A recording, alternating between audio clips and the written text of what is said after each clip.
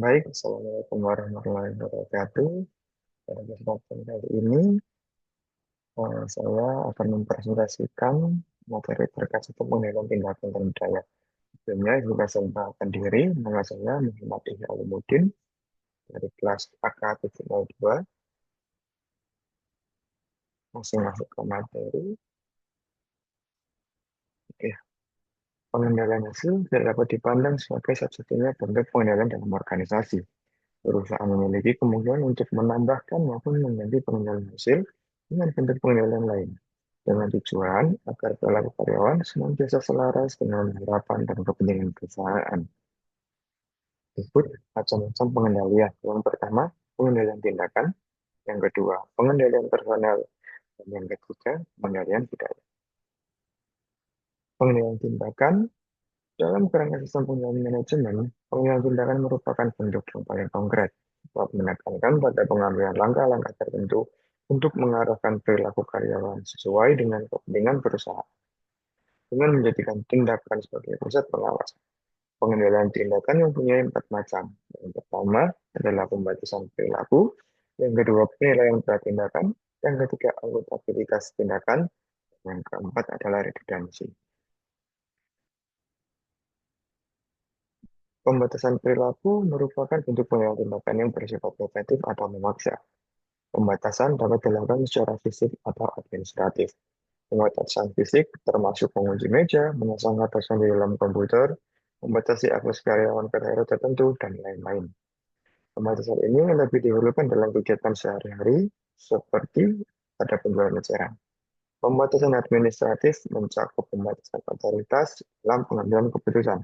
Manajer senior biasanya melakukan ini untuk meminimalkan risiko sumber daya yang akan ditanggung oleh karyawan yang tidak dapat melakukan pekerjaan secara efektif. Untuk umum lain dalam pembatasan administratif merujuk pada pemisahan tugas. Ini meliputi pemisahan tugas untuk menyelesaikan pekerjaan yang perlu penanganan khusus.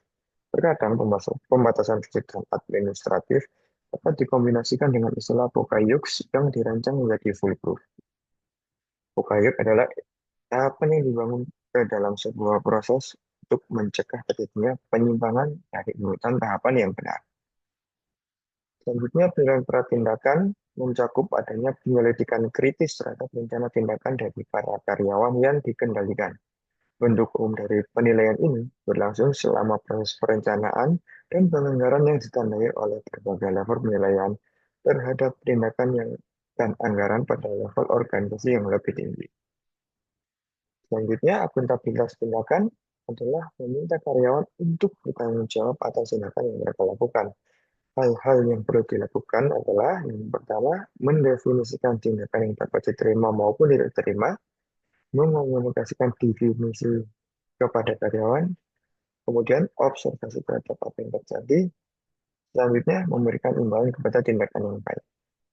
Tindakan yang menutup pertanggungjawaban karyawan dapat komunikasikan baik secara administratif maupun sosial. Komunikasi administratif mencakup penetapan aturan kerja, kebijakan prosedur, profesi kontrak, dan kode etik perusahaan. Akuntabilitas tindakan biasanya diterapkan dengan penguatan negatif. Tindakan yang diidentikan dengan hukuman dibandingkan imbalan. Yang terakhir adalah redundansi. Redundansi meliputi penugasan lebih banyak karyawan untuk melakukan sesuatu tugas dibandingkan jumlah yang sesungguhnya dibutuhkan atau menyediakan karyawan cadangan untuk meningkatkan terselesaikannya tugas dengan memuaskan. Redundansi biasanya terjadi di fasilitas komputer, fungsi keamanan, dan operasi penting lainnya. Redundansi jarang dipakai karena biayanya yang cenderung lebih mahal. Yang selanjutnya adalah kita akan membahas pengendalian personal. Jadi pengendalian personal ini membangun kecenderungan alami karyawan untuk mengendalikan atau memotivasi diri mereka sendiri. Pengendalian personal sendiri memiliki tiga tujuan. Yang pertama yaitu beberapa pengendalian personal membantu mengklarifikasi harapan. Pengendalian ini membantu memastikan bahwa tiap karyawan memahami apa yang diinginkan perusahaan. Yang kedua, beberapa pengendalian personal membantu memastikan bahwa tiap karyawan mampu melakukan pekerjaan dengan baik, bahwa mereka mempunyai kemampuan dan sumber daya yang dibutuhkan untuk melakukan pekerjaan.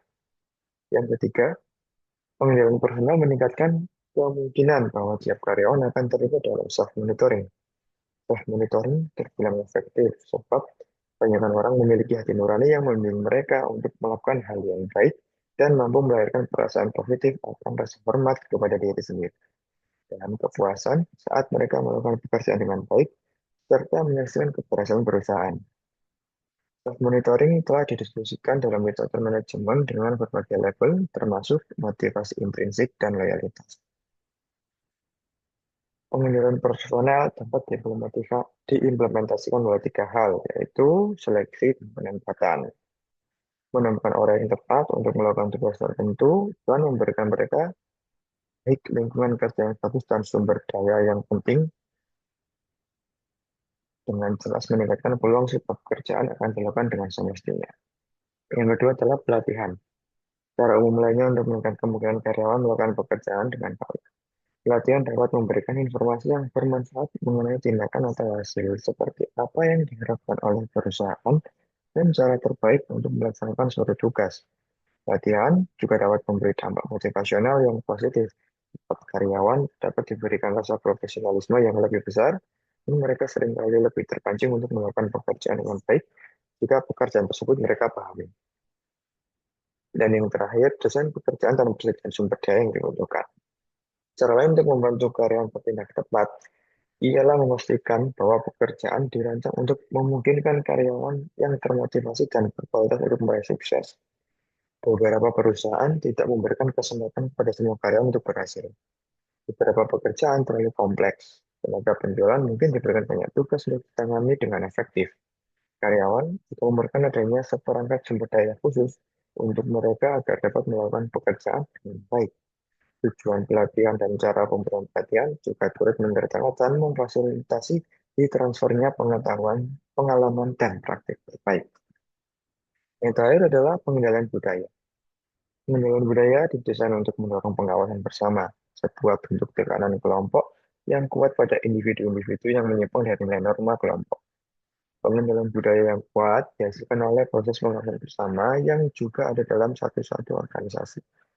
Tekanan-tekanan dapat diciptakan di antara sesama pekerja, di mana para pekerja yang tidak mampu menyesuaikan diri seringkali ditekan untuk menerima norma-norma kelompok. Tekanan sosial yang kuat juga dapat diciptakan dalam sebuah arah bawah ke atas. Seperti seorang atasan merasa tertekan untuk memenuhi harapan-harapan bawahan mengenai peranan mereka. Gaya perusahaan dapat dibentuk dalam banyak cara, baik lewat kata maupun contoh. Meliputi yang pertama adalah kode etik. Kebanyakan perusahaan dengan ukuran di atas minimal berupaya untuk membentuk budaya perusahaan mereka melalui kode etik. Kredo perusahaan atau pernyataan misi, visi, ataupun filosofi manajemen. Dokumen tertulis yang formal tersebut memberikan pernyataan umum akan nilai perusahaan, komitmen kepada pemegang kepentingan, dan keinginan pihak manajemen mengenai bagaimana seharusnya perusahaan berfungsi. Yang kedua adalah imbalan kelompok. Penyediaan imbalan atau insentif yang didasarkan pada pencapaian kolektif juga mendukung pengendalian budaya. Rencana insentif yang berdasar pada pencapaian kolektif tersebut bias berwujud dalam berbagai bentuk. Contohnya adalah bonus, pembagian laba, atau pembagian keuntungan yang memberikan kompensasi berdasarkan pada kinerja perusahaan atau entitas secara keseluruhan berkenaan dengan keuntungan atau reduksi biaya. Kemudian yang terakhir adalah pendekatan lain untuk membentuk budaya perusahaan. Yang pertama adalah transfer antar perusahaan, membantu menyebarkan budaya dengan memperbaiki sosialisasi karyawan dalam perusahaan dan menghambat terciptanya tujuan dan pandangan yang saling bertentangan. Transfer juga berpotensi untuk memitigasi penipuan karyawan dengan mencegah karyawan terlalu familiar dengan entitas, aktivitas, teman kerja, dan atau transaksi tertentu. Selanjutnya pengaturan fisik dan sosial. Pengaturan fisik berupa rencana kantor, arsitektur, dan dekor interior, serta pengaturan sosial seperti penggunaan baju, kebiasaan yang dilembagakan, perilaku, dan kosakata dapat pula membantu bentuk budaya perusahaan. Kemudian, tone at the top. Dengan mengatur tone at the top yang tepat, manajemen dapat membentuk budaya pernyataan bahwa mereka harus konsisten dengan tipe budaya yang sedang mereka coba untuk diciptakan. Dan yang penting, tindakan dan perilaku mereka harus konsisten dengan pernyataan mereka. Mungkin cukup sekian yang dapat saya sampaikan. Atas kekurangannya saya mohon maaf. Terima kasih. Assalamualaikum warahmatullahi wabarakatuh.